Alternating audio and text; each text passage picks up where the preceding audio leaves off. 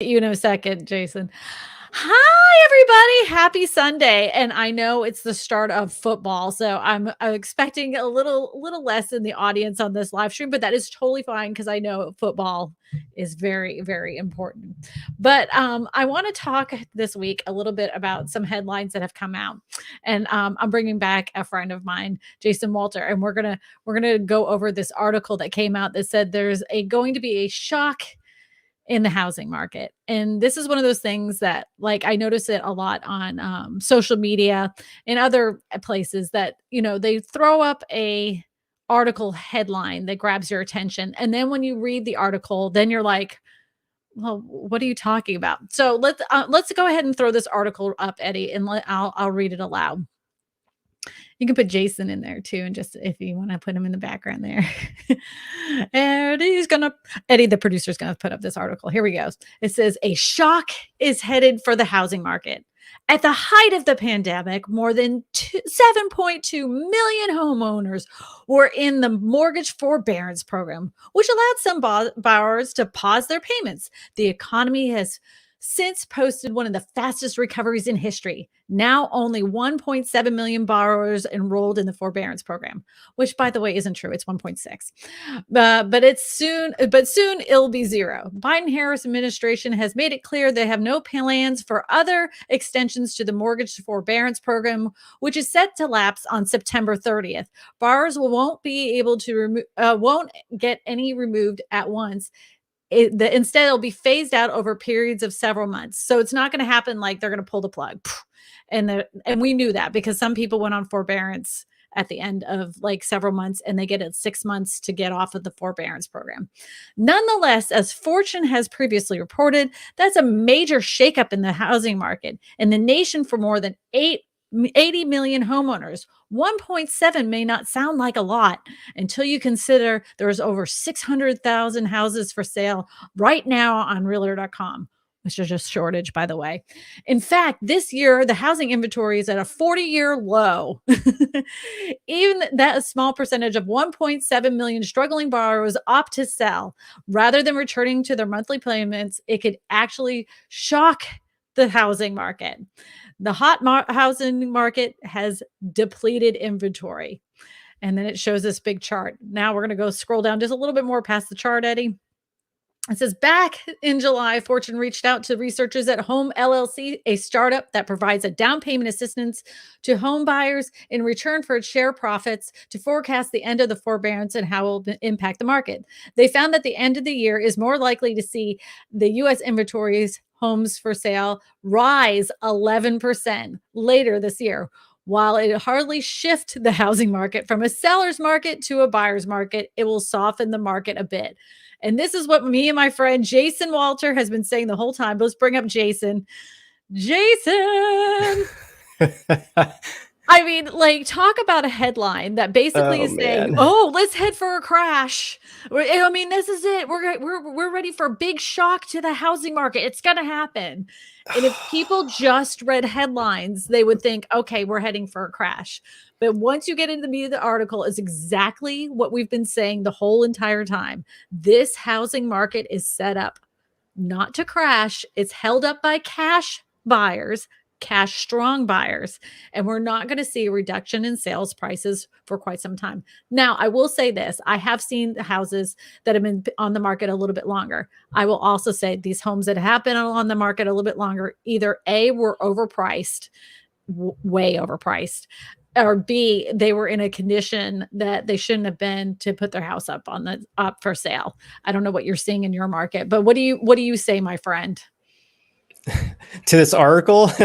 Yes. I don't know where to begin. I mean, first of all, thanks for having me on your channel again. I had so much fun the last time, and I'm honored to be here again. So, you're my favorite. Thanks for having me. I really appreciate it.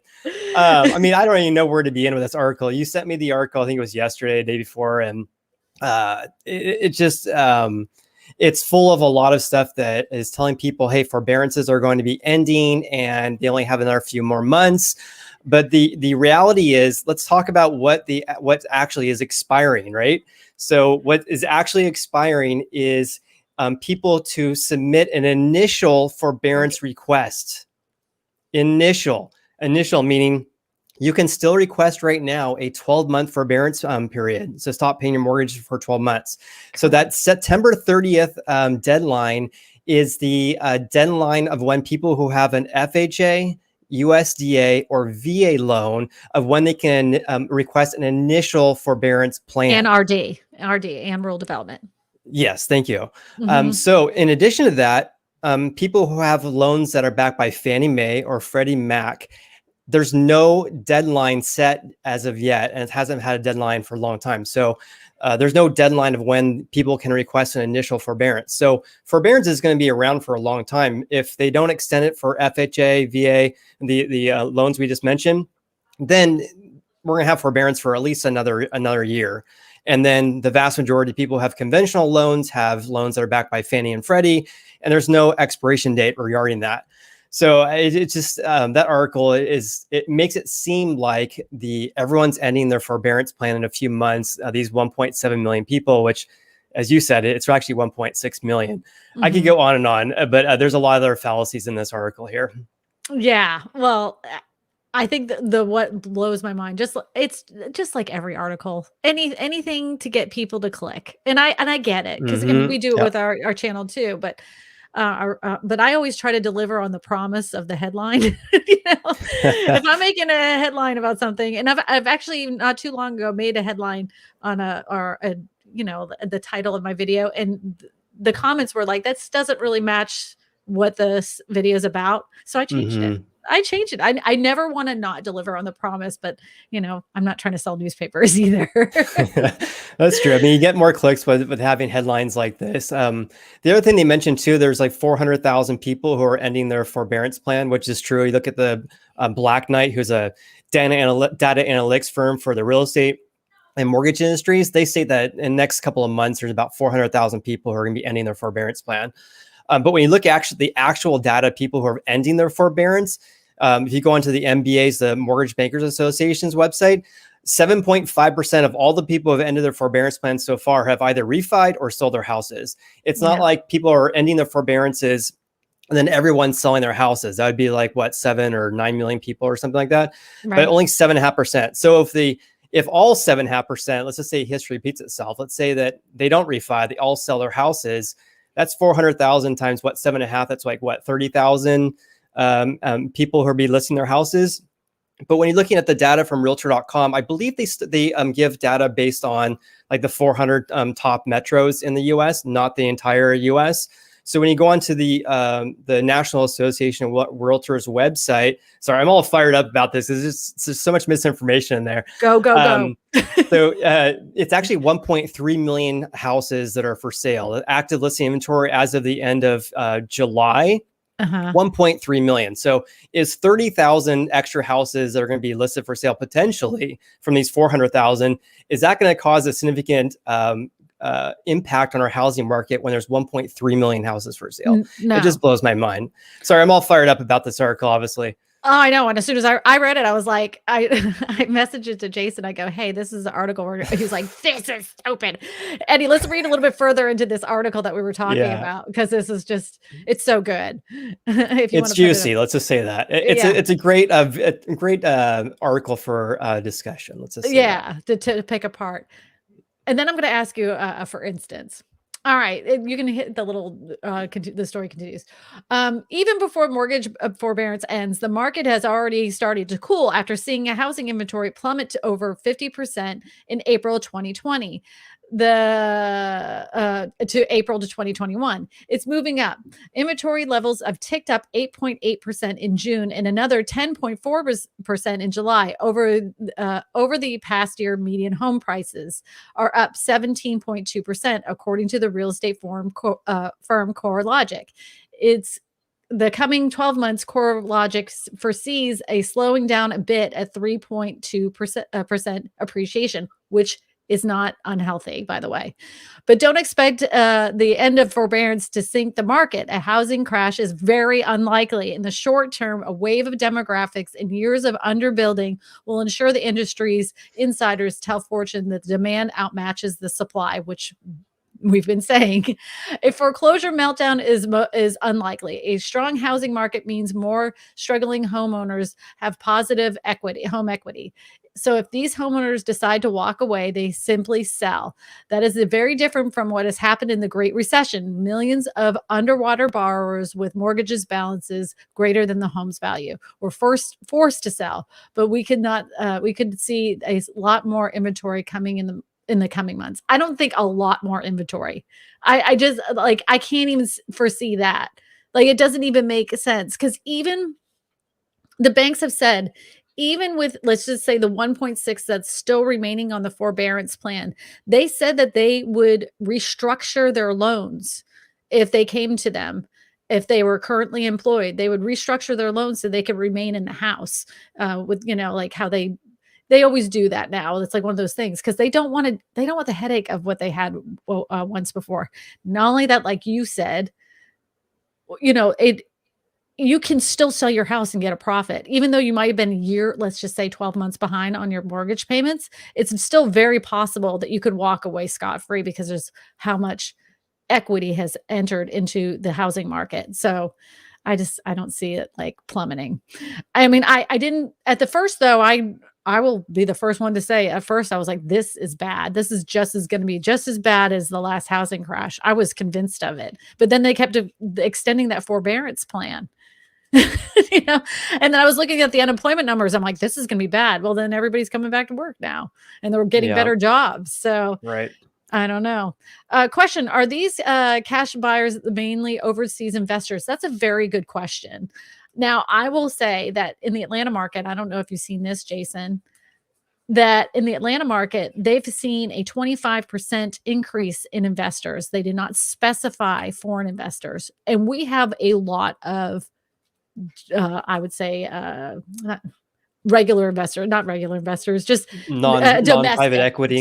Domestic investors throughout the country that are buying up homes. And they like to say that they're taking a very small chunk of single family dwellings. And they're like, we're just buying up the houses that, nobody really wants. These are really in bad shape and we're fixing them up and we're making your neighborhoods much, much better because of it. It's so good for everyone, isn't it? It's so good for everybody. But what they're doing is they're pricing out the regular buyer that could have taken that home and fixed it up themselves and ended up having positive equity and building up their own wealth. This is not a good thing. I just talked about this in my last video. If you guys haven't seen it, it is a very good video.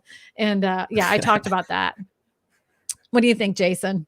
Yeah, I haven't seen any data regarding. I think actually National Association of Realtors posted a article about out of the country investors versus non. They found to be a very small percentage of foreign investors overall in the U.S. The most recent data we have is it's around 25% of all transactions in July were from cash buyers, but they don't. At least the NAR on their monthly reports doesn't break it down by where those investors are coming from. Could be second home buyers. It could be actual investors. Yeah, I don't know. I don't know why. I wish they did.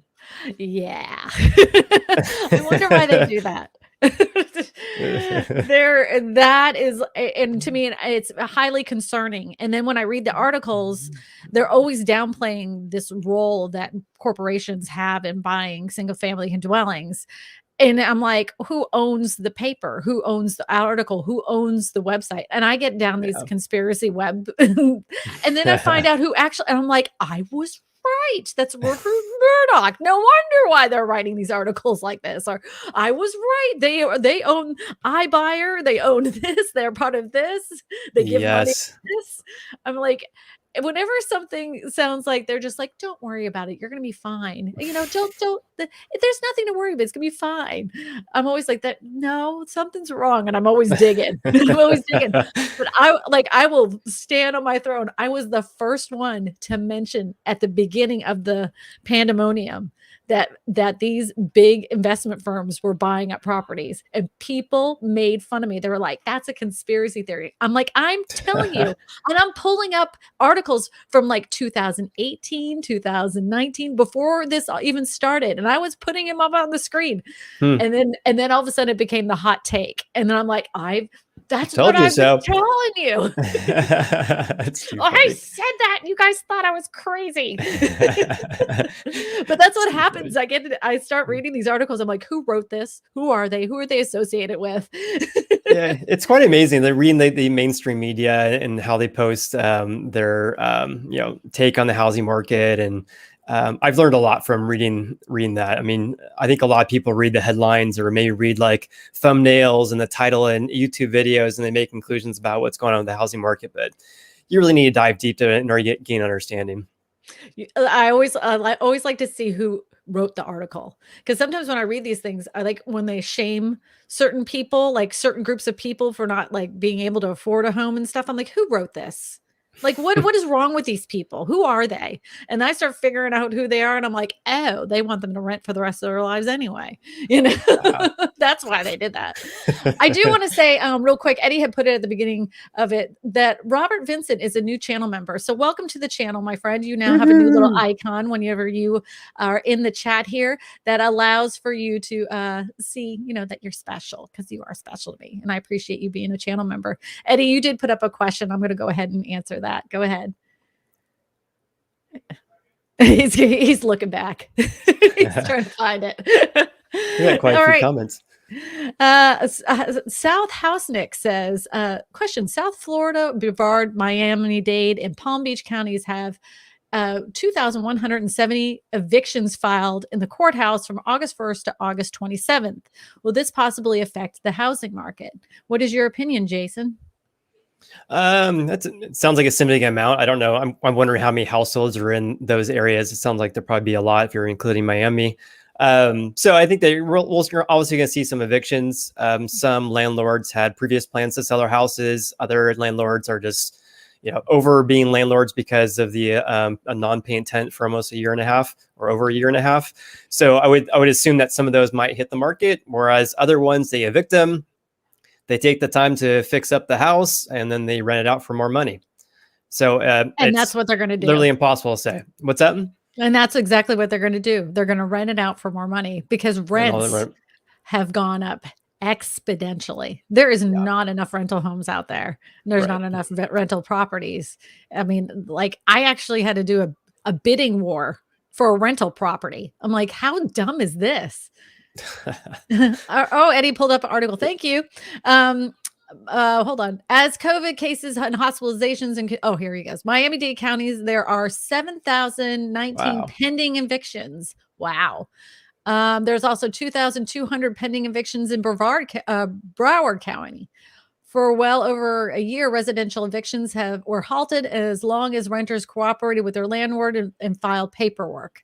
Captain blah, blah, blah. The sheriff's department says evictions process is emotional for those being evicted and for their deputies. Well, the thing is that I'm not trying to be, and I don't want anybody to take this in a cold, hard way, but at some point, like, we got to pull the plug. This is a long time for people not to be paying rent. And Eddie and I have been fortunate enough that the people during this time that had to leave our properties, they just left. They didn't cause a stink. We actually have to evict somebody right now, by the way, which really stinks. Oh, no. And I hate that when they don't pay their rent and they just, most of like this one won't even contact us back. That's how late she is. She's like 10 days late and she won't even respond to text messages. And so, I mean, there's only so much that a landlord can do, but they can get another person because there is a lot of people looking for rental properties to rent out. I think they'll be fine. Not only that, landlords, you have to do a lot of paperwork. It totally stinks, but you can get your back rent from the state. Their state has a bank of money that was given to them by the federal government for these landlords because of the eviction, because they knew that they would be having a problem like paying their own mortgages for it. It's up to your state to get that to you. You have to make a ton of phone calls. You got to do a lot of emailing, and it's going to take a headache to get it done. But they have that money allotted. It's just sitting in a bank account waiting to be accessed. And I think the reason that a lot of states weren't, I think Massachusetts is the only one that really put that into effect, is because they didn't have the ability to figure out how to dish out this money. and they didn't have enough employees to regulate who was getting the money. So there, I think there's just one lone person sitting in a little office going, okay, what do I do? There's a lot. Jeez. Yeah, there's definitely a lot. That's the biggest problem. The federal government has given the states and the counties the money, but it hasn't been dispersed. I mean, a very, very small percentage. That's the big issue. That is the correct issue. And then like and it's just sitting there, and the federal government has said it's all there. It's just not been accessed. We literally can see it's not been used. So, right. All right. So how can you determine it's out of the country investors, especially if they're using U.S. shell companies? There are people that can do that kind of stuff. I personally cannot. How do you determine that, Jason? Maybe contact a forensic accountant. Yeah, that would be honestly, I have no idea. This is outside my area of expertise. That's for sure. I always kind of I understand the question though, because people are concerned about the amount of cash buyers and then out of the country buyers, and then there's renting the houses out until I understand the question. I just don't know the answer to it. In Canada, it became a real problem. And what they were really doing is they were buying the properties and leaving them vacant. And they weren't even putting renters in there. They just maintained the property, keep utilities to it. So, and some of them, they weren't even keeping utilities. They were just holding on to it until the appreciation value was to the point where they could sell it and make money. And Canada made a law saying in some areas, not all areas, because it's all broken up in districts or whatever. But they provinces, whatever. Yeah, thank you. I'm not Canadian. What kind of channel is this? I know. Thank you, Jason. I'm joking, kidding. So yeah, one of the provinces made it illegal for them to have vacant properties, and if you didn't have a vacant property, you had to pay a fine. Or you had to sell the property, one or the other, because there wasn't enough properties for sale. So they're trying to take care of it. But I don't know how many foreign investors. There's tons in Hawaii. I mean, they're all everything's owned by foreign countries. There's very few things that are owned by locals. And then I know New York is really popular, and San Francisco, but I haven't seen much around here in my little neck of the woods of Louisiana. We're in Hurricane Alley. Nobody really wants us. Steve C says, when will home insurance rates jump up to cover the fake housing makes rates? When will insurance rates jump up? That's an interesting thought, Steve. I haven't really thought about it. My insurance I just paid it at the beginning of spring, and my insurance for my home did not increase. I just went ahead and paid it. It didn't increase at all. Because, you're going to pay for contents and the structure itself. So that would make sense. It would go up. Now, a lot of people are concerned about the property taxes. Because, like if your home was 150,000 and then over the last year it went up to 300,000, which it does in Austin.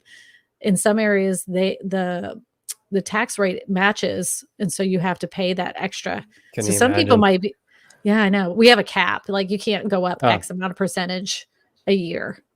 Same in California. I'm a realtor in Sacramento, California, and in California the cap is 2% per year, 2% of the tax assessed value. So unless you buy a house or sell it, then the tax assessed value changes. But I know other states, they change up to market value every year, from what I understand. So that can be a real heartache for people, especially I don't know if Austin, Texas does that, but I know home prices have gone up almost 50% in a year there. And so if the tax assessed value follows the market value, then holy cow, your property taxes are going to go up a lot. That would get a lot of people crazy. I didn't mean to cut you off. Go ahead and finish talking. I was going to say, like, for home insurance, to his question, in my neck of the woods, just like about half an hour, maybe hour east of me would be in the foothills. And so a lot of people there are now in like wildfire zones. And so there's been reports over the past few years where people's home insurance has skyrocketed from maybe $2,000 to like $8,000 a year because their fire insurance went up so much. That's all I'm really seeing for like a drastic increase for home insurance. And what would that be on the from like $2,000 to how much you say? Like $8,000 for some people, I've heard. Oh, that, you know what? Like four times. that's like opposite here. So we have Uh, flooding that happens here. So there are people that weren't in a flood zone, or if they were in a flood zone, they were paying like $600-700 a year or $1,500 a year, mm, and they're like, I can do that. And then all of a sudden, they got their new rate because they redid all the flood FEMA maps. maps. Yeah. Yep, all the FEMA maps changed, and now they're like, yeah, yours is gonna be $6,500 a year, and Oh, people are like, wow. we can't do that. Wow. That ain't Y- gonna happen for us. Jeez. Question. Inspirational Nomad says, when baby boomers pass, won't there cause a surplus or supply? Also, if you only make money when you sell, why should a single person with no family ever buy a house? You go first, Jason. Oh, I have, man. Baby boomers pass, one that cause a surplus or supply. do you want me to go first? And you can think Yeah, on I it. mean, I don't really know later. It's a good question, but it's very challenging to answer that one. But yeah, Okay, please, so we ladies have first. we have a shortage of affordable homes. So if the baby boomers who have lived in some of these houses have not renovated their homes, they're probably dated and need a lot of repairs. They're usually, a lot of them are a lot smaller homes that would be affordable to millennials. Millennials would love to buy those baby boomers homes, and we have a surplus of millennials that can't afford to buy a house right now. So if there was a surplus of baby boomer homes that hit the market, not only would investors buy it, millennials would scoop them up like nobody's business.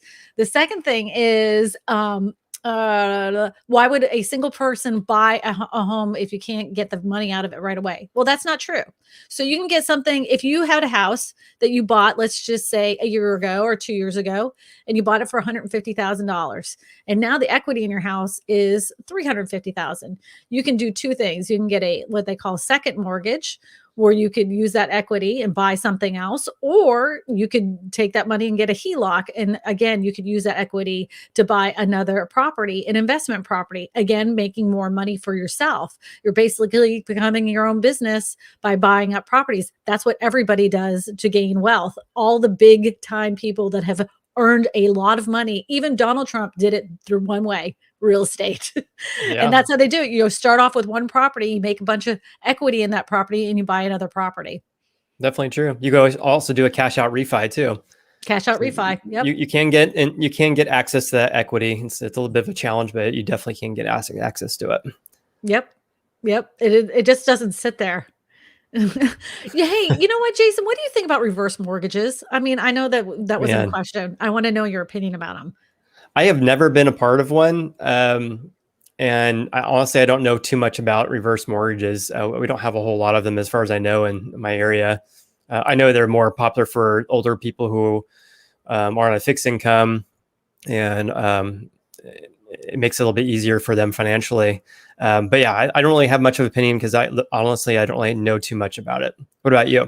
All right. So this is one of the reasons why they say that retirees are retiring in place, because they do Mm, these reverse mortgages instead of moving out and buying a smaller house. So they get to stay in their home and they can live yeah, off the equity that's left in their house and do these reverse mortgages. What it caused an issue because they're not selling their houses, and younger yeah, people, if people with a limited income could afford them to buy them. right. So that was one of those things that had happened. I don't know how I feel about them. I'm kind of on the fence. I'm still trying to figure it out. I've seen where it worked out fine, perfectly fine. The family was all happy. They were able to sell it, you know, pay off the whatever the fees were for that reverse mortgage, and it worked out wonderfully. Talked to another family, it was a nightmare. They like it was like they basically walked away from their childhood home. They, you know, so that Oh, geez. I mean, I still have to do a little bit more investigating on. I just wanted to know if your opinion about it. Yeah, I haven't been a part of one. I wish I had some experience so I can share my opinion about them. But yeah, I don't. I've never been a part of one. I need to see get somebody on here that talks about reverse mortgages a There little you bit more, go. because Yeah, the loan only officer. problem with that though is if I get a lender, they're always going to try Yeah, to sell it. No, I need to it's like the a real, best product you can get. You should yeah, definitely do it. Yeah, yeah. I need it's like somebody that's. realtors. Like it's like the best time to buy a house is now, right? The best time to sell is now. Is that how it works? I just hate salespeople. Oh Like I'm man, just like everybody's. realtors are the worst too. Really, let's be honest. You said it, I didn't. Oh man. You said it, I did it. There's a lot of good ones. There's a lot of bad ones, but it is so easy to get a real estate license. The barriers of entry into real estate are so low, unfortunately. And you know what? Like some of the guff that real estate agents get is well deserved. Sorry. I'm Well sorry. said. We're both real estate agents. We know. I mean, like, but Yes. there's some pretty sneaky people out there. I'm not gonna lie. Oh my gosh. Yes, there is. All right. S asks question. I know neither of you are science experts, but some experts are saying climate change is a huge issue affecting future real estate in years, such as hurricanes, rain, etc. What do you think? This is so interesting. Do you have an opinion about this? Because I do. I saw a headline. Honestly, I did not read this article, but I think it was from Redfin, if I'm not mistaken. They did a survey, and then they basically it came to the conclusion that people are not buying based on climate change.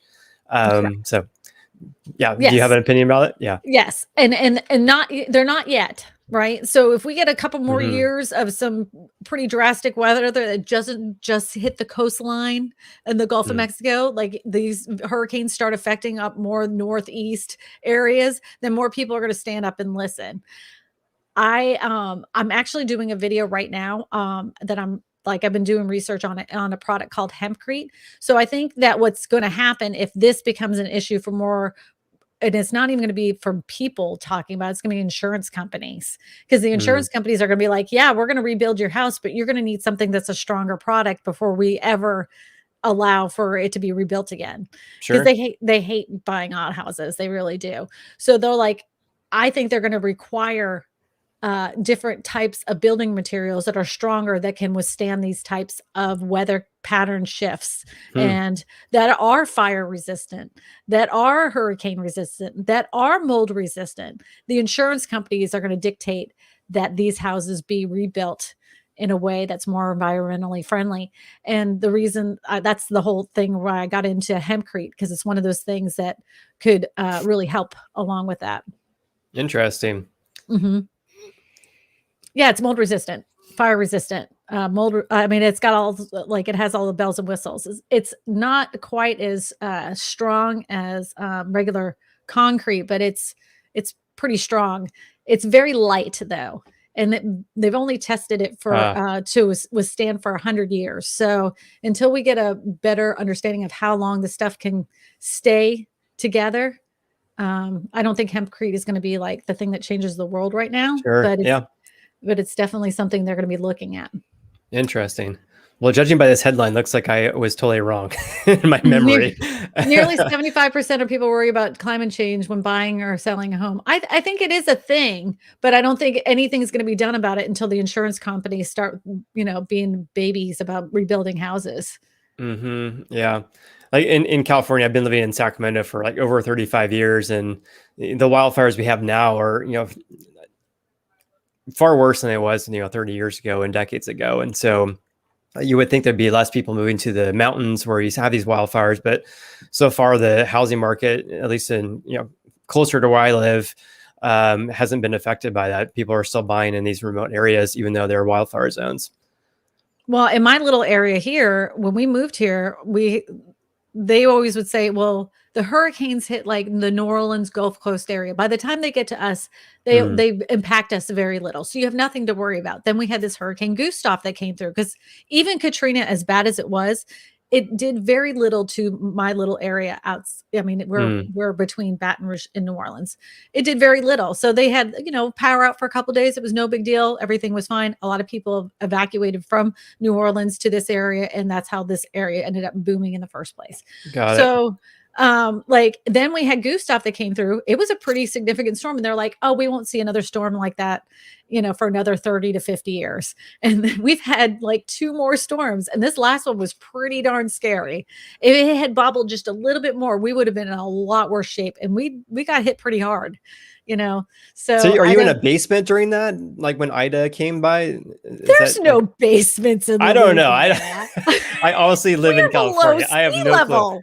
Jason, we are below sea level. There's no basements in So what do you do? Louisiana. Like you just close all the windows and then just I mean, I can imagine. I'm so clueless when it comes to hurricane safety. Maybe we can say that for another topic, another video. Oh yeah, no, I mean, well, it's just one of those things. You just kind of like batten down the hatches, you just Couldn't take imagine. everything, you take out all your lawn equipment, you take out your hoses, any windows that you feel that could possibly be damaged by trees, you board those up, and you just kind of, what they do, ride out the storm, and that's it. Jeez, that's Most of the scary. time, like, there used to be just kind of rainstorms with a lot of wind and everything that made a big noise, and you had to do a lot of cleanup of leaves and stuff the next day. That's why people would have hurricane parties, but now they're like once in a lifetime event that happens every 16 years, Yeah, right. I'm kind of sick of living in unprecedented times, I'm just over that. I hear you. I mean, it's smoky here in Sacramento too often and around the Yeah. fall. So it's a lot of people are over it. Every headline in these unprecedented times, I'm like, yeah, we've had about 5 years of unprecedented times. I'm done. Can we Yeah, not do right. this anymore? All right. Do we have another question, Eddie, that you want to put on the screen? Because I know I've been rambling. Pete Spike says, question: if all of these evictions are forced into place and these people become homeless, wouldn't that affect the area resale value if people selected to live on the streets in those areas? Well, I mean, I don't like, I live in an area that if there's a homeless problem, they wouldn't like just basically sit on the front porch of the subdivision and be like, well, I mean, we got kicked out of our house. We're going to live here. They go to a shelter. We don't, even when the housing crisis happened the last time, we didn't have an influx of a lot of homeless. We did after Katrina, but and they opened up shelters for those people. It took a while. We had a big influx of what they call tent cities, but Mm. they opened up more shelters, and then those tent cities ended up taking care of themselves. Welcome, Sonia, for being a new channel member. Woo! Yeah, she gets a new icon that shows that That's she's awesome. special to the channel. I appreciate you. So, what is your opinion, my friend?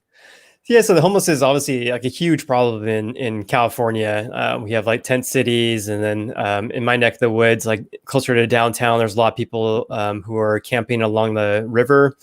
Um, so yeah, I mean, if there's more and more people who get evicted, it might increase the homeless problem.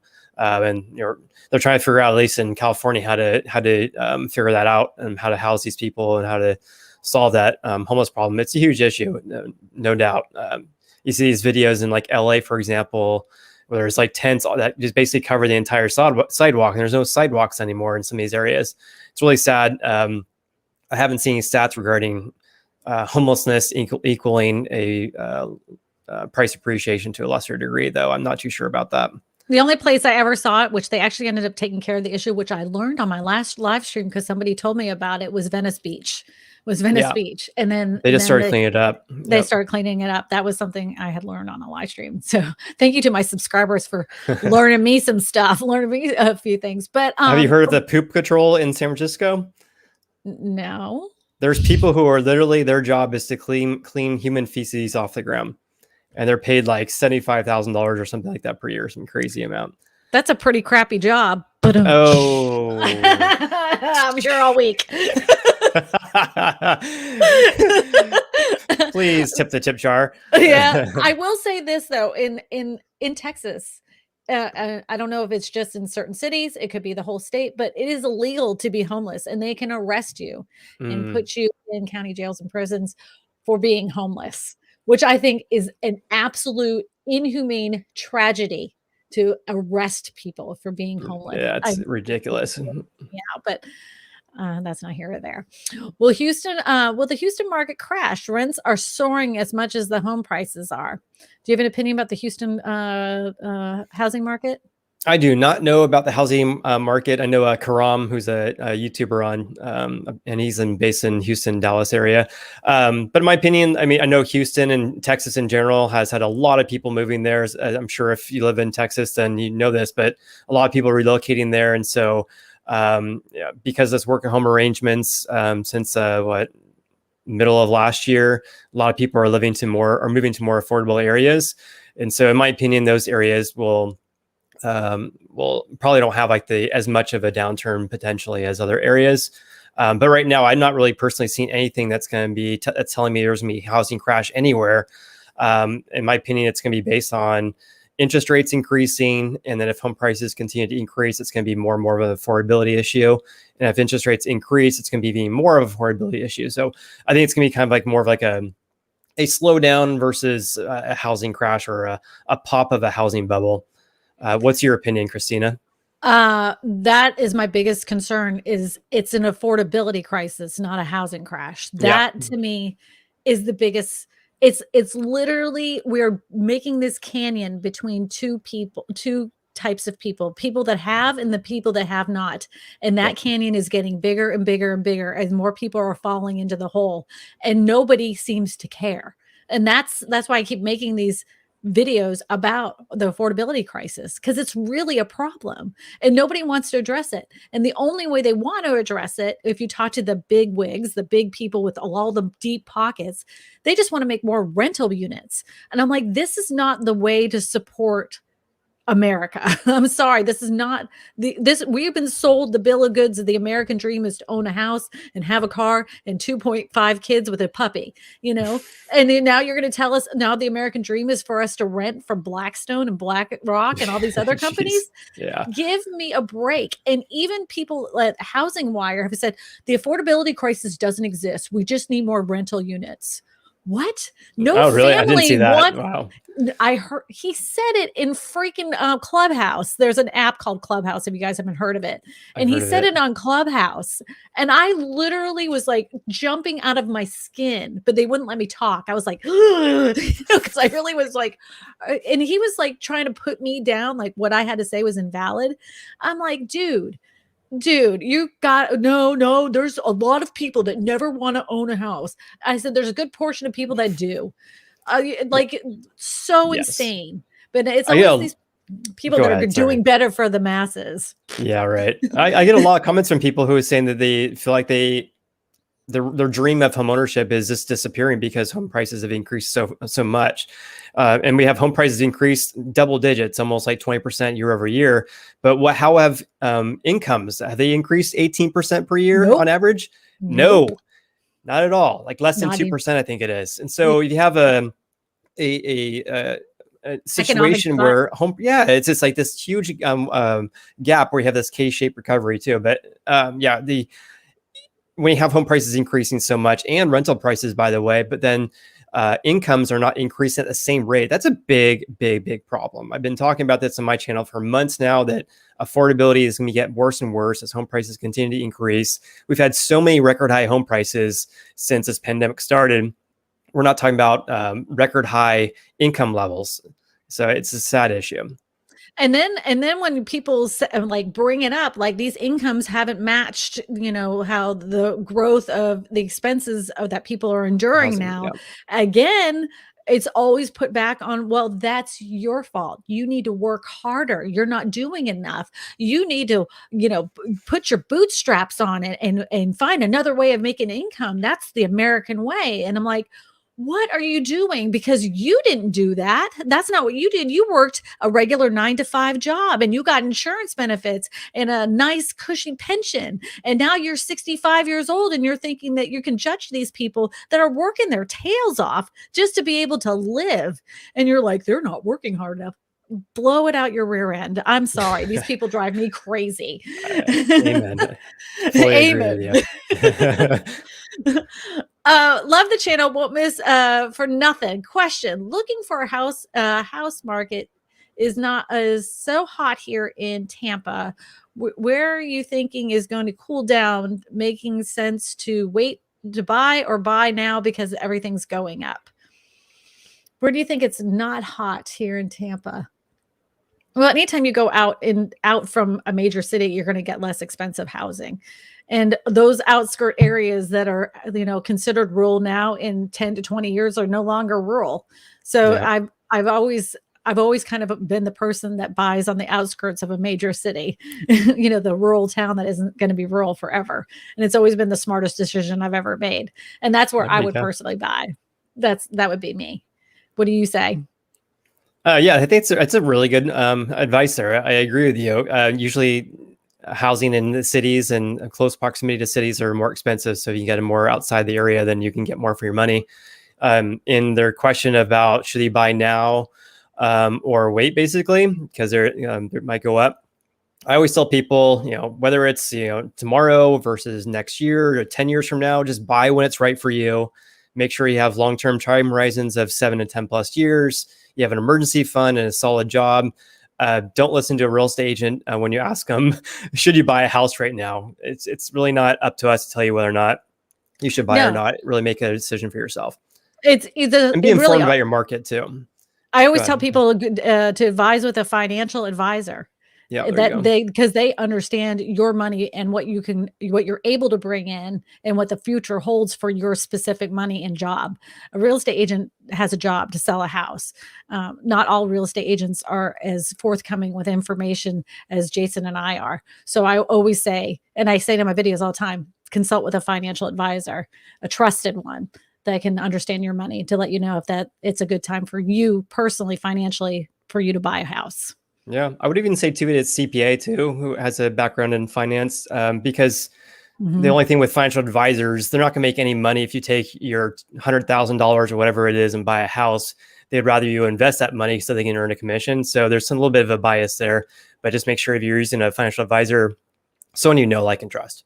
Mhm. Eddie said he has an article. He put it in the private chat All that he right, wa Eddie. Eddie, you gonna do it? You gonna throw it up? You gonna put up a video? Go ahead, Eddie. I can hear him he's in the kitchen. Question: does a refi force a reassessment in Sacramento, California? Jason, this is No, it this does kid. not. This kid wants to know. This kid. This kid, yeah. Thank you for your question. So yeah, when you refi, I mean, I just refied. Was it last year? I think it was a few months ago. Yeah, they don't reassess your taxes, so your tax basis does not change when you refi. Only changes when you sell your house. Yeah. Yep. That's the beauty of homeownership, really, right there. I mean, you can refi, get a lower rate, but your property taxes aren't going to go up Exactly. unless, Uh, yeah, good. Kelsey wants to know, question: what is the soonest a person would be able to access the equity in their current market, say a year or less? So she's asking, how we were talking about Tap earlier. out. Yeah, if you wanted to take out the equity in your house, when would be the soonest you could do that? I don't know if there's any, maybe you know about this, but as far as I know, there's no requirements of a wait period of when you can do a cash out refi, but maybe I'm totally wrong. I'm not a loan officer. Maybe, do you know the answer to this one, Kristina? It's the It's a good percentage of question. how it's the percentage of how much it's gone up. That's That when is true. that's the soonest you can do it. So if But what if your someone house, put down 20% though, or they put 30% down, then can they do a cash out refi on a week after they buy the house? that would depend on their credit history. And Yeah. if there was any consequences of canceling your loan early that soon. So you'd have to check with Yeah. your loan. So each Good loan quote. Yeah. would require you to kind of take a look at it, see if there's any penalty for canceling out your current loan to take out the equity and start a new loan. Because it's almost like a refi. So Yeah. Good advice. so I would check with your local lender, and I would look at the terms of your current mortgage. But as long as the equity is there, I think it's 30%. I think that's what it is. If it's 30%, then you can cash out. So just check. And it doesn't matter if it was 2 months, 3 months, because I know that even whenever the housing market was going up the last time, people's houses were increasing in value. So people were doing those HELOC type loans and fixing up their houses, or doing refinance so they could take the equity out to fix up their houses. There were a lot of people that had junky houses that turned into something really nice because they were able to take that equity out. Brenda Atkins says, question: I'm in the process of receiving an inheritance, congratulations, of three bedrooms, 3 baths with a pool in Arizona. Do you think the housing market will stay strong for a long period of time? Yes, that's my opinion. Jason? The answer is yes. Yeah. The quick For a long answer is period the of time, answer. I would say maybe we should quantify long period of time. So in the long run, over 10 years, the home value should go up. Mhm. So my question for you is that if you were going to be inheriting a house, what's your plans for the house? Do you plan to live in it, or do you plan to to rent it out? Right. And I would ask, if you were planning on fixing it up and selling it, ask what the equity would be before you do that. Because in some cases, it might be pan out for you better to just go ahead and sell it the way it is if you're planning on doing that. Yeah. And in some cases, it might pan out better for you to do like a fix up to that house and renovate the kitchen and the master bathroom and replace some carpet and some fresh paint so you could earn another $100,000 on the house. Yeah. Just weigh that out so it just make it worth it to you. But but the market is going to stay, it may go flat, but it's going to be strong for quite some time. Yeah, I would say that in the near term, who knows what the housing market's going to do? It could completely go down, but in the long term, wait, what does the crystal ball tell us? The crystal ball says, from what I can read, the crystal ball is saying we're going to have a strong market for at least another year, and the housing market might turn a little flat in a year and a half. That's what the crystal ball says. Housing is a luxury. Here's what the K-shaped recovery means for real estate. Eddie's so good. He does this thing. All right. Eddie wants me to read this part. It's definitely, I definitely think the pandemic widened the gap between haves and have-nots. What I just said Glenn Kelman, a CEO at Redfin, at negative 1.34%. When I started in this business, there was a broad consensus around making the American dream accessible to the middle to lower income people.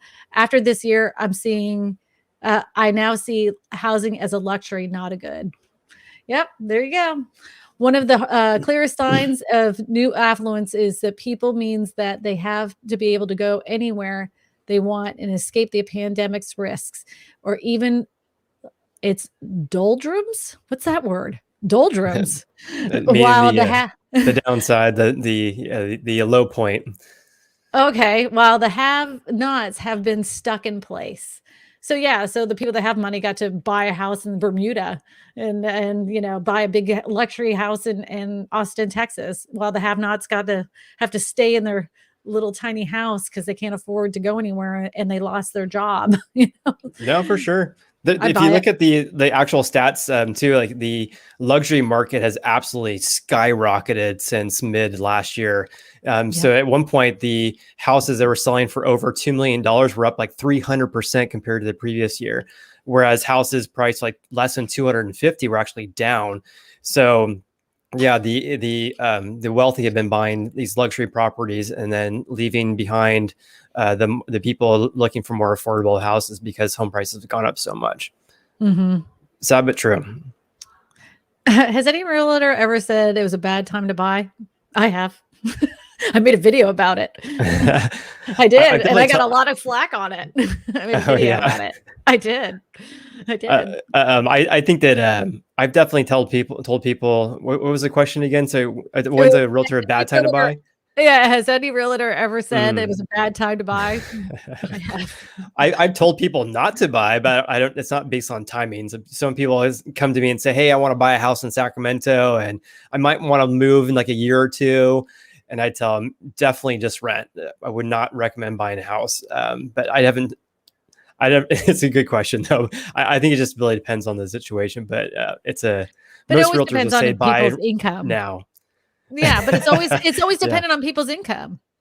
Are you talking about the realtor's income? No, I'm talking about the buyer's income. For some people, it's a perfect time to buy, right at that moment because they have the income to do it. And then other times when people are cashing out their 401ks to buy a house, I'm like, what are you doing? Why are you doing this? Are you sure you want to do this? Because you're cashing out your 401k. I said that. I've said that to clients before. I don't like when people do this crazy stuff just to get into a house. That always makes me nervous for them because I don't want them calling me up and going, "Hey, I'm in foreclosure. What can you do for me?" Right. And that happened after 2008. People did call and say, "We got in over our heads," and I'm like, "I told you so." And they're like, "Yeah, I know. That's why we're calling you." Oh, wow. That's why we're hoping that you can help us out. You told us not to buy this. I'm like, if you can't afford to furnish it, then you can't afford the house. Jeez, yeah. Question: where do we stand now as far as low income people and families that want to own a home? Is the government going to develop a new housing program? I'm actually studying about this right now. I'm going to record the video a little bit later. And yes, there has been some news for affordable housing options for low income families that came out of the current administration. And I'll be sharing that in a video that's going to be coming out in 2 weeks. So you want to stay tuned for that. But yeah, Awesome. I want to watch yeah. that video. Thank you. Is that part of the new infrastructure plan, or is that something else? This is just through HUD and the manufactured home companies. And yeah, they're working on a plan to help it be more accessible. And they're working with states as well to make it more, because there's a lot of regulations and red tape that is a bunch of bull crap. So they're eliminating a lot of that. That's good. I mean, part of the lack of affordable housing is the lack from the new homes too. And we're seeing that a lot of builders are building more luxury houses or larger houses, not affordable houses, because they can't make any money. So that's a huge, huge issue. And I've said it 1,000 times. The reason why home builders build humongous houses on postage stamp lots is because they can make more money doing it. And because the government has lots of land, if you gave that land to developers and said, hey, we're going to give you this land at, let's just say $10 a lot, but you only can build homes that are 1,200 square feet. And then you can buy the lumber and everything else at cost. Then you could have affordable housing options for people. Then they could finance those homes with government-backed loans with like rural development or FHA loans. And that would be a way to make it happen again. They've done it before. It's not something new. It's not crazy. I didn't pull this out of thin air. It's been done before. That'd be great to see.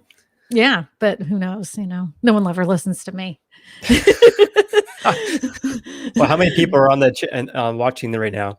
560. Okay, well, there's 560 people who want to know what you have to say. So that's pretty awesome.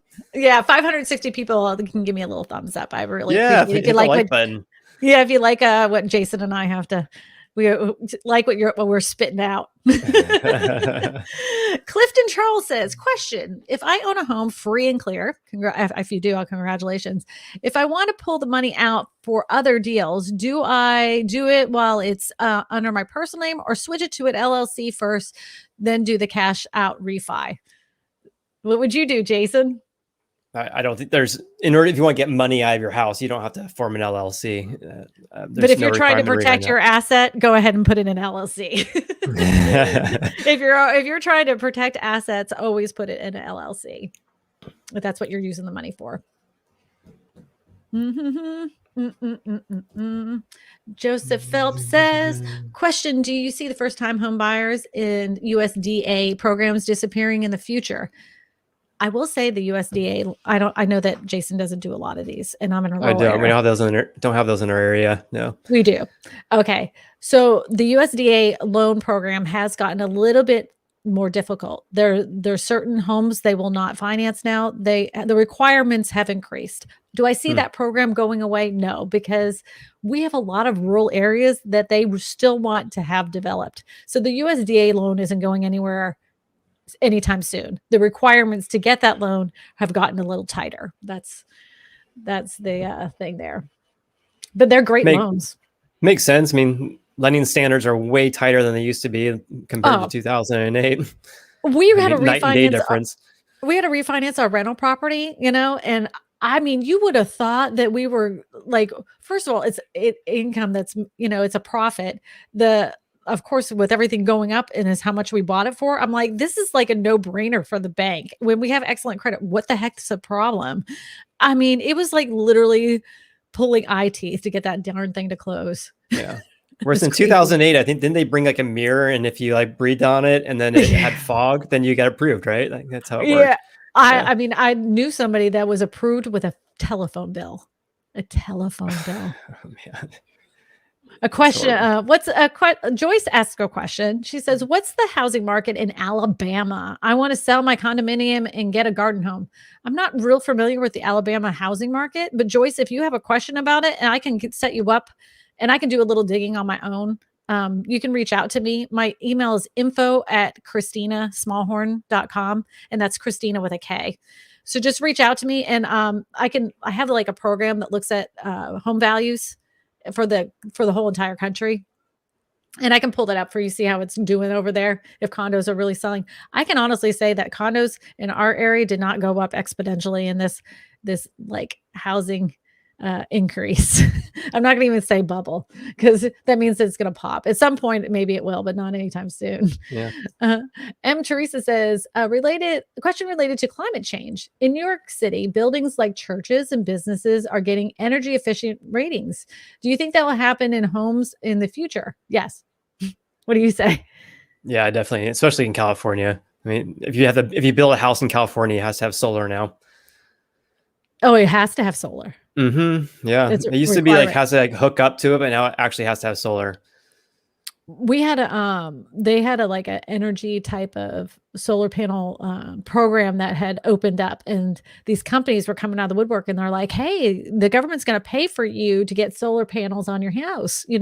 All we have to do is measure it out, we'll put it up there, we'll file some paperwork, and you can get these solar panels. And it did work for some people. Well, they decided to pull the plug on the program quicker than it was anticipated, and all these people were sitting in the queue to get paid out to get these solar panels, and sure enough, they ended up holding the bill. It was awful.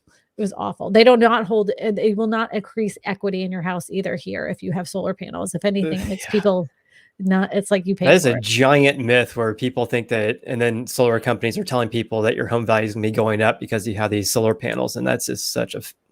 And if you're leasing them, it actually deducts value if you lease them. For sure. I think a lot of people don't know that. Yeah. And then if you sell your house and it has a leased solar, then the new buyer has to qualify, use that for qualification purposes. So the loan officer has to take a look at those lease payments. And sometimes the new home buyer is like, I don't want this thing. So then the old sellers are still paying for a solar paneled. It becomes a nightmare. Those solar panels are a normal size mug. Kristina, is that normal? Is this a normal size mug? I don't think it's normal. It's still just as big as my head. I guess mine's like almost, yours is wider than mine. Mine's not. I don't have tea. I have water. I like big mugs that I cannot lie. I think you should, what you really should do is make a rap video and then post that on your channel about your mugs. I think that'd be pretty funny. Do you know me? I would do that. I'm telling you, this is really good advice right now. I would do that. I used to and nobody's probably seen my old content, but my old content, I used to wear wigs and act out all the characters were people I had worked with in the past. Even as a kid, I was wear a onesie that was shaped like a dinosaur, and I put my hair in pigtails and stuff, and I would act out the kid. So basically, I was talking to myself in a video. That's too funny. I know, I'm insane. Steve C says, tiny home sales would help with the homeless problem, but how could they buy? Okay, so yeah, there is a place in Austin, Texas, that they give people the ability to be able to purchase a tiny home. They let them live there for a while. Some of them actually work at the facility, and they can become homeowners. It just there's just gonna have to be certain there's going to have to be certain groups of people to get the ball rolling on that. The problem that any tiny home has is that the price of them is less than $65,000. And most of the time they're not attached to a piece of land. So you cannot get a federally backed loan. I'm sure it's possible, but I don't know of any mortgage originator that does mortgages for less than $65,000. Now, if you can get a tiny home that's attached to a lot, that it becomes real property and it can't be movable at that point any longer because it is attached to the lot, and it was just $65,599, then you could get a loan. Then you could have a 30-year government-backed loan, and that's what I would do. It's possible. It's just that it's a rehabilitation. You have to have it's a program that people would have to do, because most people that are facing homelessness, it's not, they didn't want to be there in the first place, but there's circumstances that got them there, and they may not have the education that they need to get back on their feet. So there has to be social programs in order for that to work. Yep. Let's put the next question up, Eddie Smallhorn. Thank you. Question: what about the little guy without the deep pockets? What do we do to buy a home? What do you do, Jason? It's a good question. So I guess it depends on the area, right? So there's like programs out there. So if you have an FHA program or starting using an FHA loan, 3.5% down. If you're a veteran, there's a 0% down program. So if you're not in a financial state right now to buy a house, then I would find out, what your house would, how much your house would actually be when you purchase it, and then figure out how much you need to save for a down payment. I know there's first time home buyer and down payment assistance programs. But yeah, I would basically reach out to a loan officer too and figure out if there's any programs that would in your area too. Yeah, and you can always look at the RD Rural Development Loan Program as well. If you're not a veteran, they have always have really good loan packages. And I know you probably want to live closer to the city. Just be open to the idea to be out in a more rural area to be able to find a house that you like. I live in a rural area outside of Baton Rouge for a reason, because the homes were more affordable. I don't need to have the Baton Rouge zip code to feel important. But some people do. I don't. I'm just not one of those people. I want good schools and I want a nice house. That's it. I'm done, More land, right? Yeah, well, I live in a neighborhood. That's not more land, but whatever. Well, I mean, like usually it's closer to downtown or something, then the lot sizes are tiny compared to the outskirts. Yeah, well, not here. Once it says like Rolling Oaks on the front of the subdivision, the lots are small. Unless you get into an older subdivision, then their lots are like half acres, which is really nice. There you go. Whatever. Yeah, nice. All right, do we get another question? Yeah. Ta-da-da. Debbie Brady, your dreams coach. Hello. I've had some pretty funky dreams, Debbie. I'm not going to lie. With all these fires and backlog of lumber, how will the housing builds catch up with the demand? Man, yeah, that's a really, really good question. So lumber prices have gone down a lot. So the lumber futures prices have gone down from like 1,700 to I think they're like less than 500 now. So that's like 2x4s and such. But other building materials that go into building a house have still gone up. And so that's a huge issue. And that's why a lot of home builders are not building as many houses to fulfill the demand. So that's going to be a huge issue, and it continues to be a big one. So yeah, I know there's a high demand for housing, but builders are really kind of tied with the supply chain lags, the cost of land, and the also finding the right labor for it as well. And that's one of the reasons why the housing prices are not going to be going down in the toilet like people think they are. Right. That's one of the many reasons. We just don't have enough supply of new construction. Can I put my rental in an LLC and still keep my mortgage loan in my name? Check your state. But my CPA says yes, but I'm not saying that it's right for you. So check with your person that does your taxes. Yeah. And $5. Yeah. Oh, sorry. It was a $5 super chat. $5. Oh, yeah. Making it rain up in here. Thank you so much. Thank you. That was a great question. Question: if the up to $15,000 first-time home buyer initiative gets to Biden's desk, will he sign it? Here's the thing. The 15,000. I have a lot of thoughts about this, but I'd love to hear your thoughts about it. Okay, the $15,000 first-time home buyer initiative that could possibly hit his desk. Homes are not affordable as it is. The first-time home buyer, that $15,000. This is what happened the last time. I'm going to be completely honest with you. When we had the last housing crash, they needed enough home buyers, so they had as many people as possible, and they were giving them like $2,500. Then they gave them $6,500 just to buy a house. Please buy a house. And do you know what happened? That was the only market of houses that increased in value at that time, because people were like, hey, I'm going to take the $6,500 and buy a house. I might as well do it. I mean, the housing prices are wicked low, and I can buy a house. And then what happened? Because all the people had these money and they were the least expensive homes. All that did was increase the value. So even first time home buyers then couldn't afford to buy a house. So what is your thoughts, Jason? Yeah, and yeah, we haven't had this discussion, but I 100% agree with you. We don't know if that $15,000 first time home buyer program. There's been a couple that have come through. There's been ideas, nothing that has been voted on, as far as I know. And then yeah, we don't have a demand problem. We have a supply problem. So if you were to incentivize people to buy houses with a $15,000 credit, one would assume that would increase the demand for houses and thus, guess what? Increasing the prices of those houses, just like Kristina said. So I think I made a video about it when they announced it. And I said, it's a horrible idea because we don't need more demand. We need more supply. Exactly. I would focus on how can we increase the amount of affordable housing and housing in America, and not how can we incentivize more buyers to buy houses so it then won't home prices increase even more.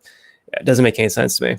I think what they should do is take that $15,000 and incentivize people with homes that are less than, let's say, $200,000 with that $15,000 tax There you go. credit, and give it to the home sellers to sell it, and they get the $15,000. So it allows for more supply of affordable housing to hit the market.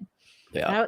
That would be the smart thing to do. But again, nobody asked Kristina. Like, if lawmakers asked Kristina, man, people would be able to get a freaking house, man. That's a really good question, though. I understand it. It's a complicated issue for sure.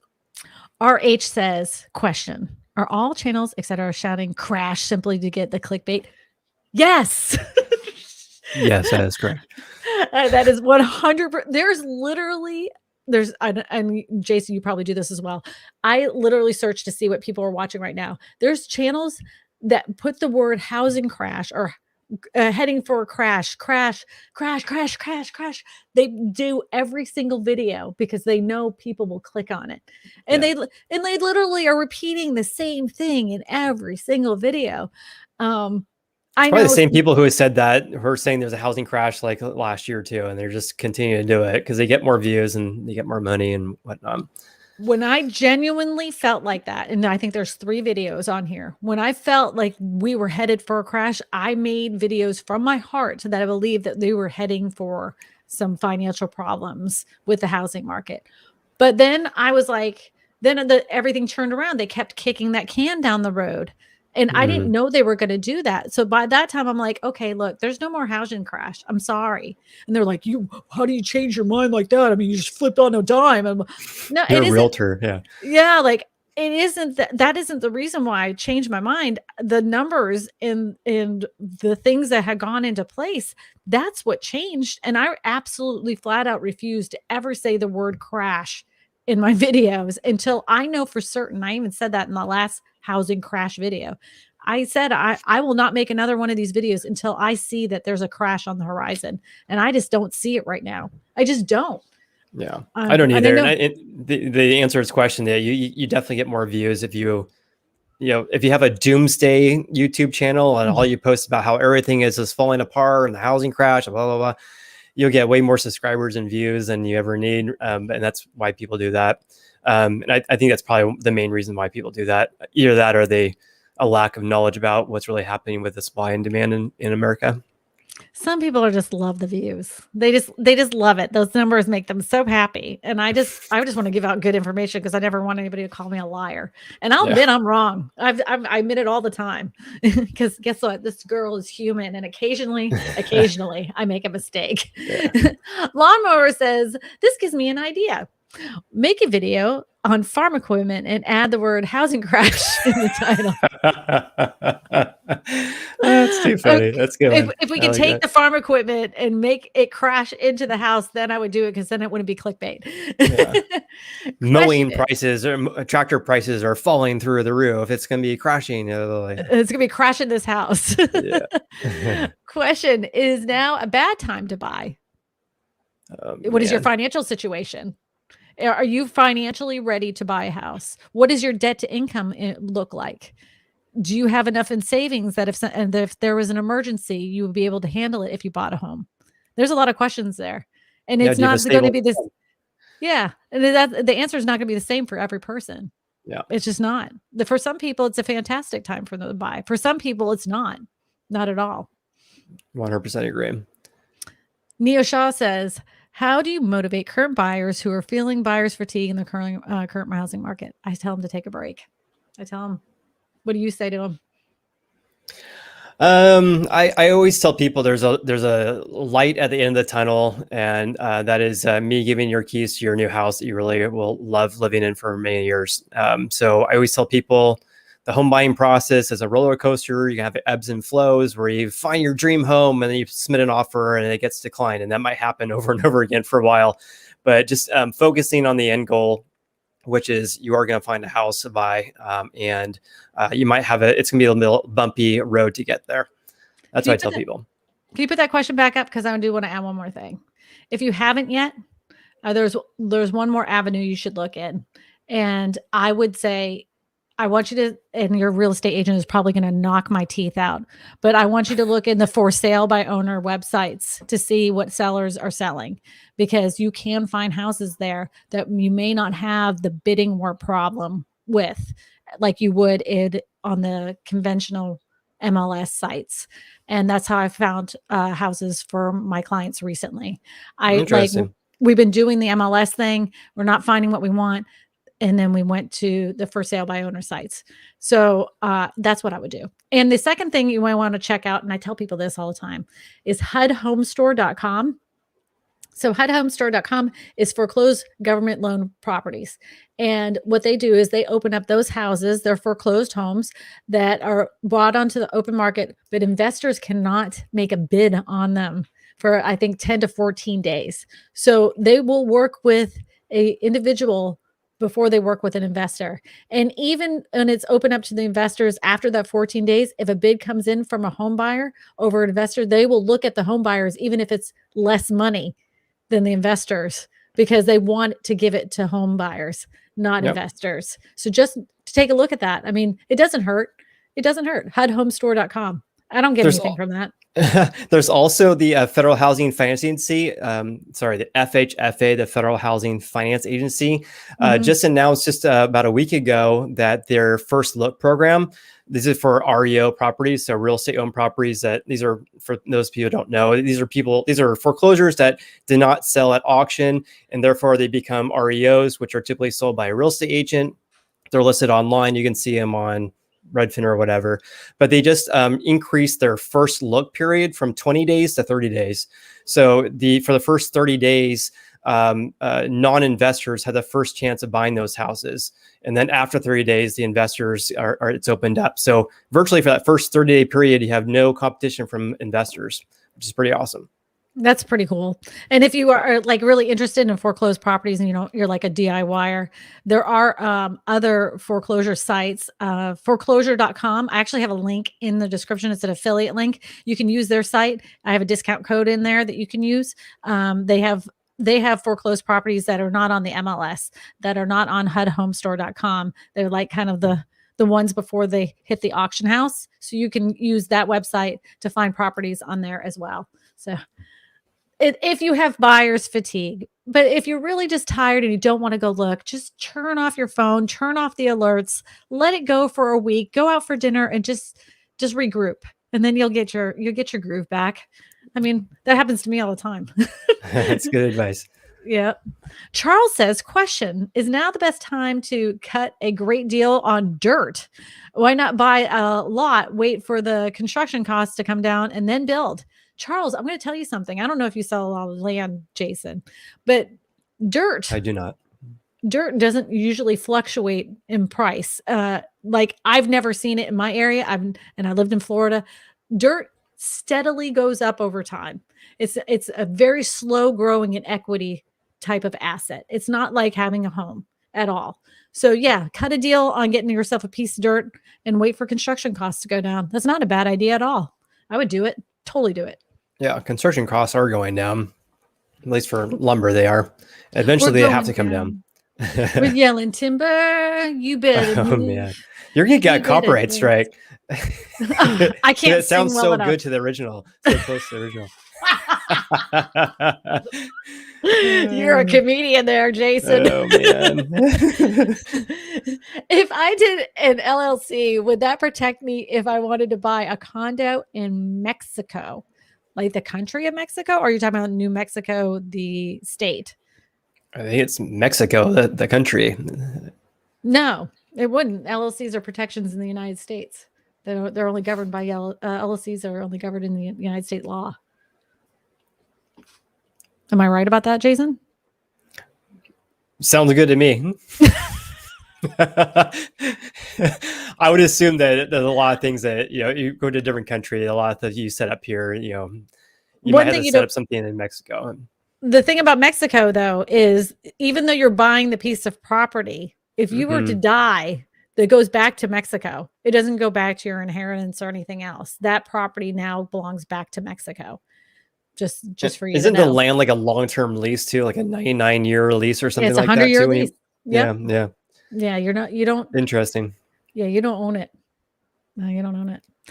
Question: would it be better for a woman 65 and up to sell their owned home and rent? Also, with so many possible social upheavals, would it be more isolated? Being more isolated recommended. Being more isolated recommended. So just saying there's like a lot of social upheaval, so it would be better to move to a more isolated area, I think is what she's saying. Oh, okay, gotcha. Yeah. Would it be better? That's a personal choice. Yeah. That's a totally a personal choice. I think, and I've realized this for myself, and I'm honest to goodness. Whenever we turn on social media, no matter what social media we're on Facebook, we're on Instagram, we're on all these different platforms. These algorithms are meant to trigger our emotions. They're meant to make us feel a certain way. So a lot of times we're feeling like the world is imploding on us. And if we just turn this crap off, we'll be fine.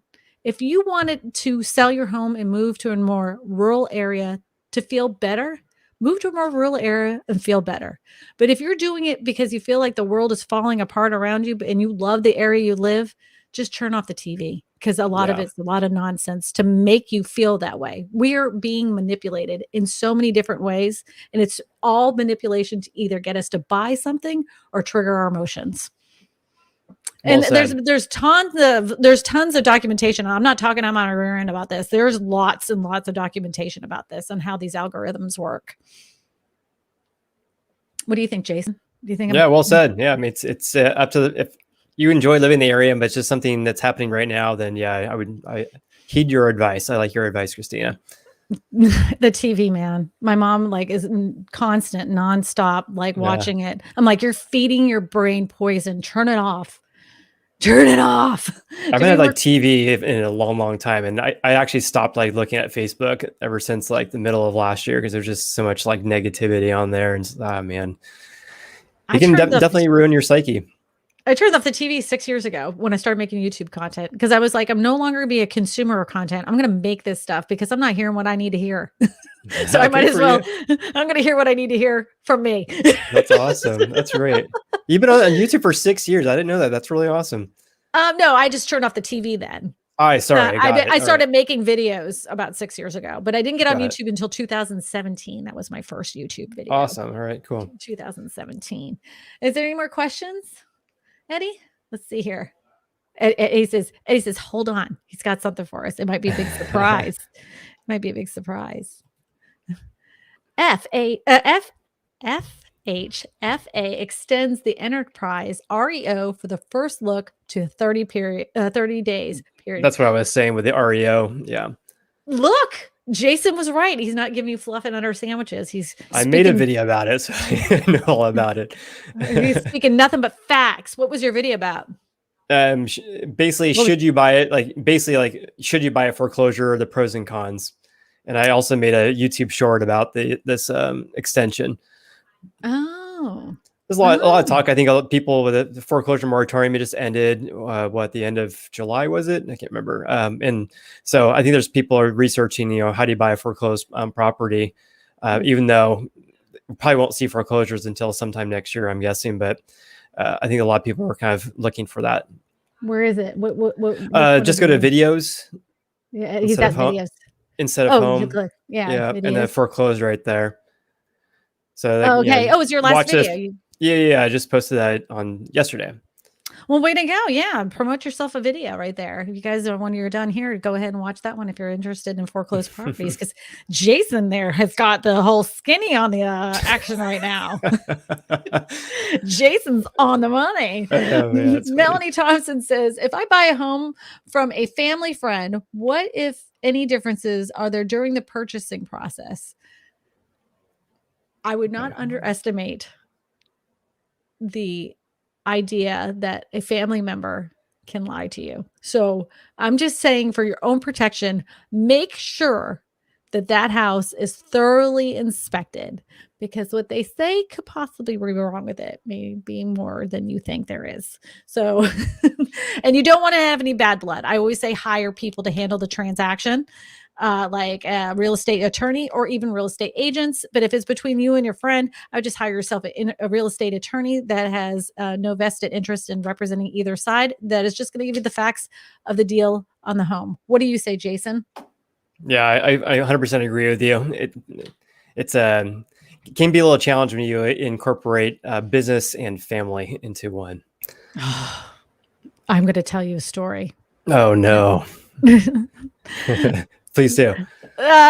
Dealing with family can be tough. And I had to have my family live here for a period of time when my house, during the hurricane here. And there is a reason. There is a very good reason why we move out of our parents' homes. There's a very good reason. Do your parents watch your live streams? They know better. I mean, I'm pretty much an open book. They know how I feel about things.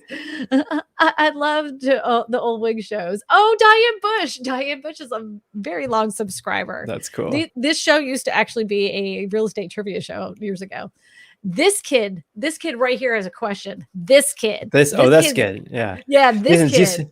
So he must live in Sacramento. That's cool. So yeah, do you see solar becoming more affordable in Sacramento? So there's a multitude of different ways you can buy solar. So you can go to like Solar City, for example, and get a lease. There's a whole bunch of companies where you can lease your solar, which is more affordable technically, because you don't have to pay for tens of thousands of dollars or over $10,000 to buy a whole system. So that'd probably be the most affordable way of buying solar. But as far as like the changes in the years to come, hard to say. I don't know about how that's going to change. I want his name to be Dis Kid. Dis Kid. That's a good question. Killian one says, all right, retired with a small income. If needed, I could have gotten a mortgage that would have had payments that would have taken me taken around 75% of my income. That's too much. That's way too much. Don't do it. How can a loan company do that? Well, there's good people in the world and there's bad people in the world. And there's people that think about only money and don't care about the people that they're talking to. So don't do this. Whatever you like, don't do this.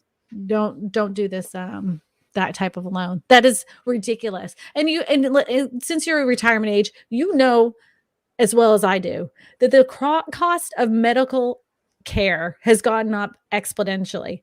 And some of the costs for some of these medications is absolutely ridiculous. And the insurance company at any time can say, you know what, we're no longer covering your heart medication. So it's up to you to pay for it. And it's like $550 for, a month's worth of pills. So I would not do that. If it's taking 75% of your income, absolutely no way. Yeah, No. I would say want that number to be closer to 25%. Yeah, exactly. Yeah. I don't know how a lender could qualify that, because usually they want that to income ratio of less than like 46%. So it's interesting. Yeah.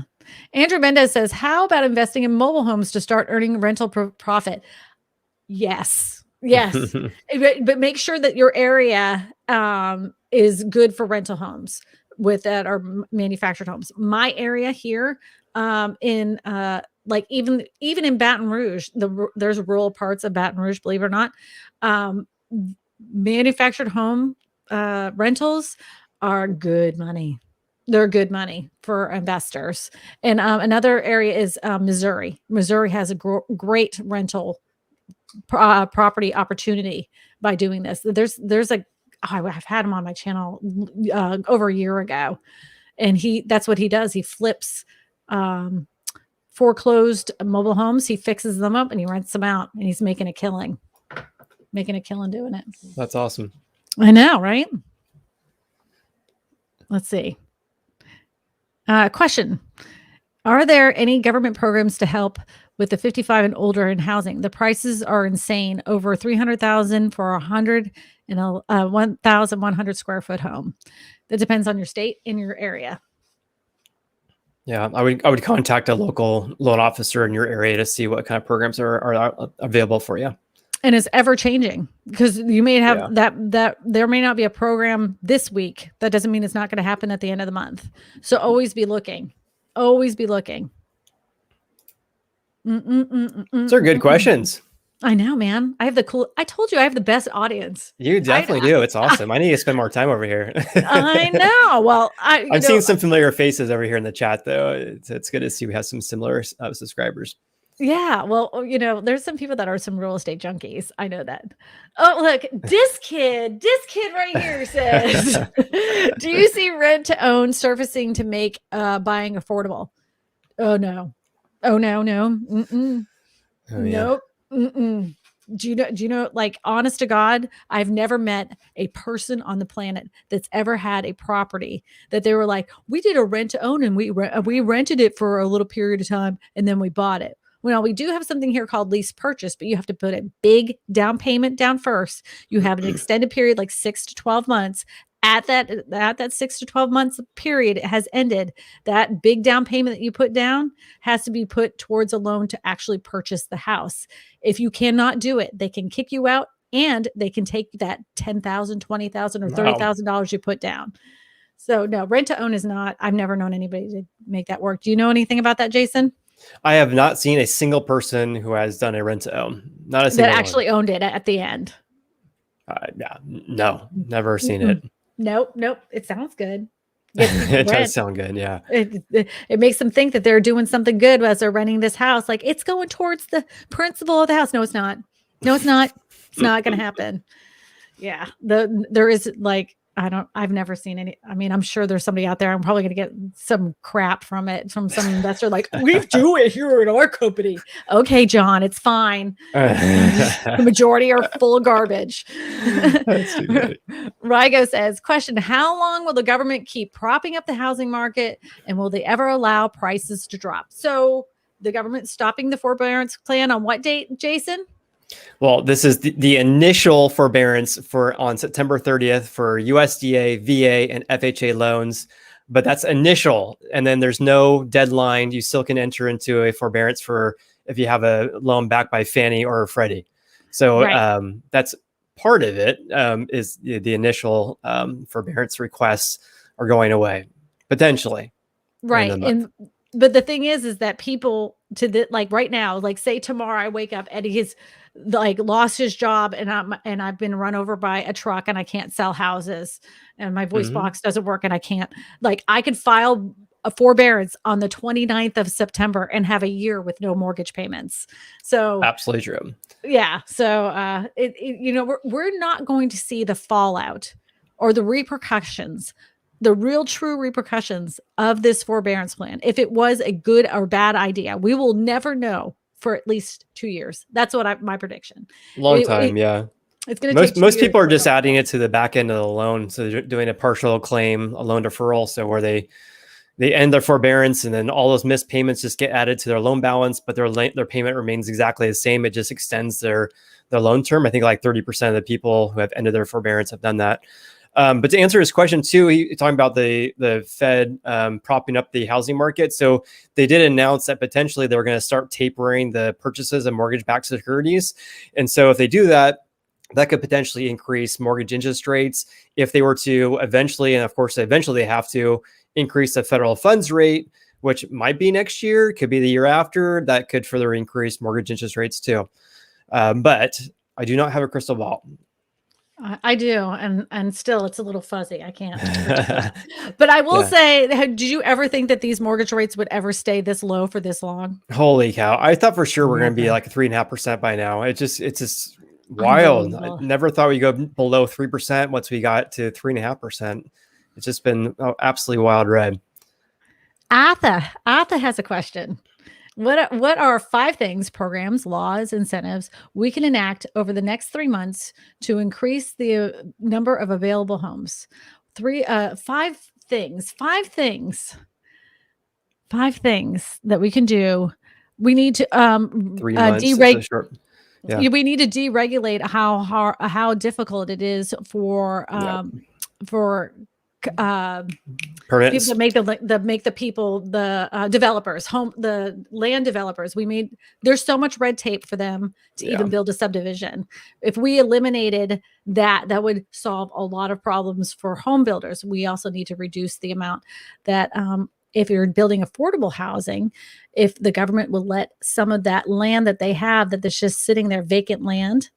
Another thing is that we have a lot of commercial property that's sitting vacant. If we turn that into residential buildings and we turn that into affordable housing options, that's 3. What do you think? Maybe like old rundown hotels. You could do something like that to convert to Right. residential apartment buildings, for example. Could do that. Yeah. And making tiny home communities legal. That would be another one. Maine just did that. That would be a great incentive. Oh, really? Interesting. Yep. Yeah. And then I would say that $15,000 buyer incentive, flip that around, give it to the sellers that have homes that are under 200,000, and give that to them, a $15,000 credit to buy their next home. Then then that's 5 programs right there. Boom. I like the idea of giving it to the seller for a lesser price point. That makes a lot of sense. That would increase inventory, hopefully. Kim Tom Bond says becomes a YouTube channel member. We got to give her raise the roof. Woohoo. Whoop, whoop. Now she gets awesome. a little cool icon when she makes a comment. That's cool. Yep. She goes. All right. Sue M says, question, what is the best real estate listing site used prior to hiring a real estate agent? And I assume once we have an agent, they would have access to the MLS, which is more accurate. Is that correct? Thanks. The best real estate listing site to use prior to hiring agent. Are you looking to hire an agent from that listing site? What's the best real estate listing site prior to the agent? Because I'm going to tell you right now, if you're looking at if you're only looking at Zillow or sites like that for reviews of real estate agents, I would caution you because those can be manipulated. The thing that I would do if you're doing that is not necessarily read the reviews.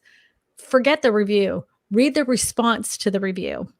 That you can learn so much about a person by the response that is given. If they get a bad review and they don't respond at all, you know what kind of person they are. They're not even willing to address the issue.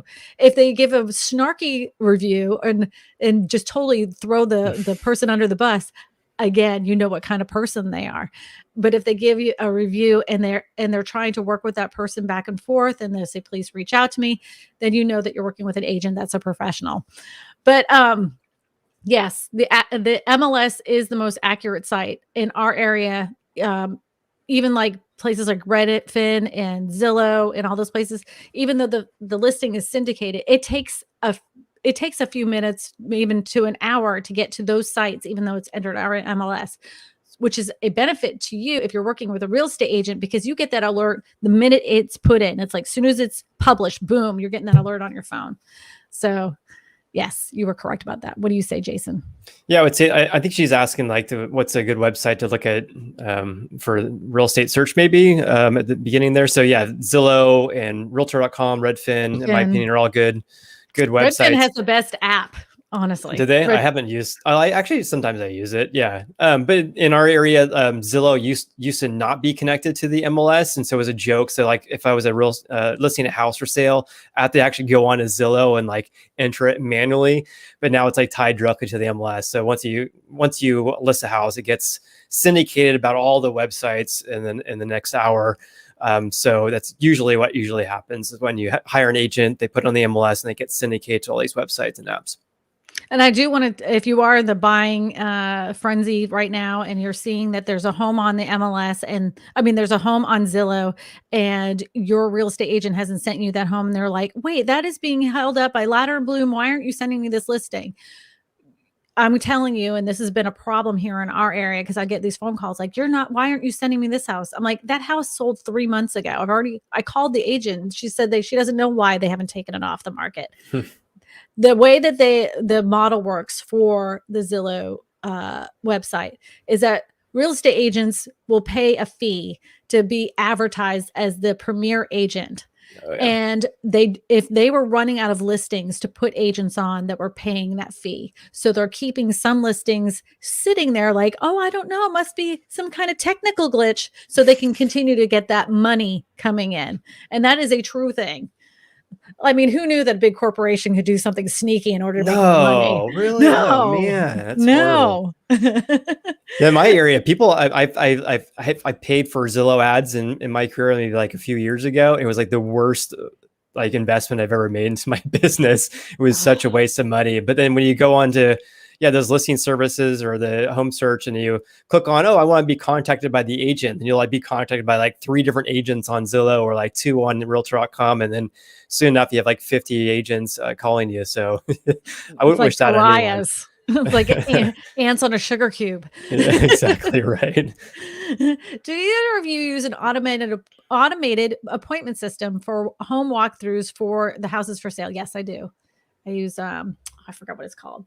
Do you use Yeah, we have showing times. That's it. That's the one I use, showing time. And it's a good one because cool. you can put all the information in there. It protects the sellers. Our key lock boxes don't open. I have them set to a certain time.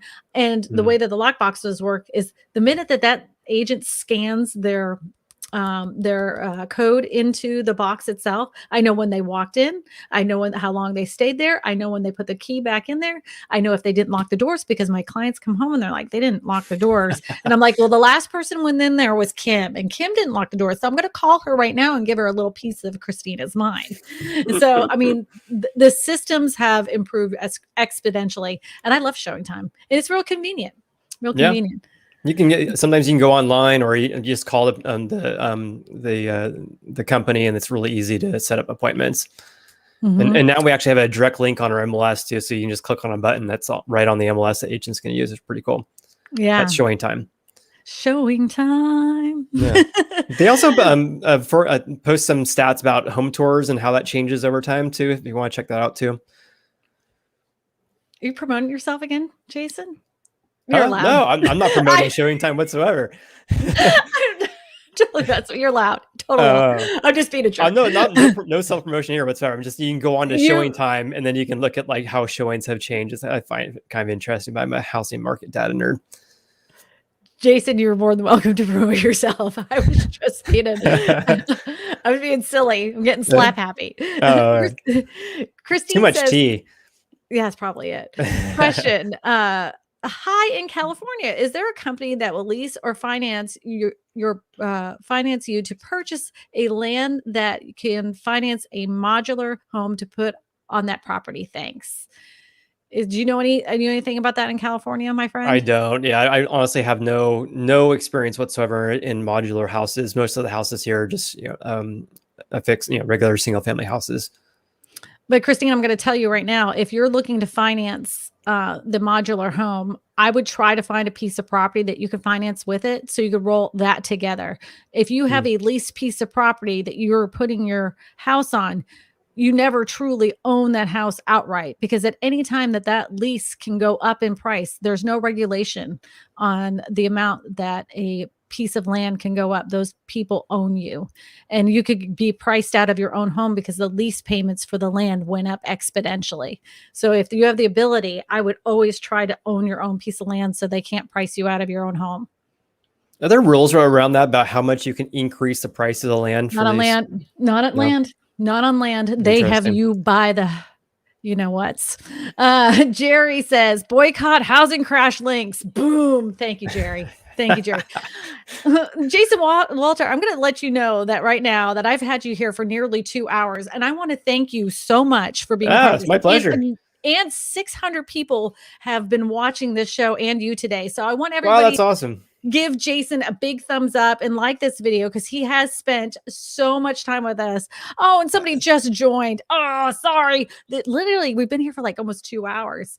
That's great. I really enjoy these. This is fun for me. I really enjoy helping people and being on your channel. We can't let this person go. So their comment's been up here. I had All right. courage to buy a house in 2020 thanks to you, Kristina. Now I have some equity. Oh, Nice. yeah. See, I'm helping people here. Whoop, That's whoop, great. Jason. We got a whoop, whoop. Everybody's giving you a whoop, whoop. We're raising the roof. We always have so much fun, Jason. Like, that's why I'm so glad that you were able to do this for me on the last. Thanks for the invite. I appreciate it. Yeah. Anytime you want to come on here, I mean, you're easy to work with and talk with, and everybody seems to like you. Everybody likes Jason. Yeah. You don't see all my comments on my videos, but we all have haters, right? Yeah. Well, oh my God. I have the epitome of haters. Look, there's his channel right there. Jason is at like 35,000 subscribers. He is. I woke up to 35,000 this morning. It was kind of cool to see that. I woke up in the morning feeling, and okay, never mind. Copyright strike again. Nobody's, I can't sing well enough to get a strike for that. I don't think.